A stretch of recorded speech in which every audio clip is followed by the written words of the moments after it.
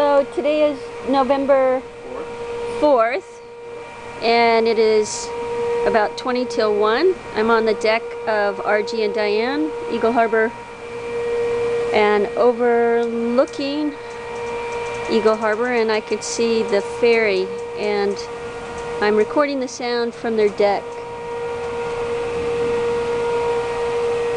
And my understanding is this is a quarter of what the sound normally has been of late.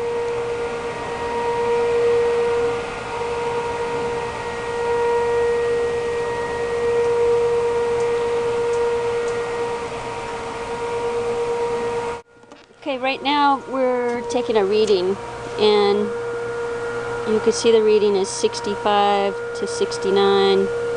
Again, this is not as loud as it has been. They're working in the back of the boat rather than in the front of the boat right now.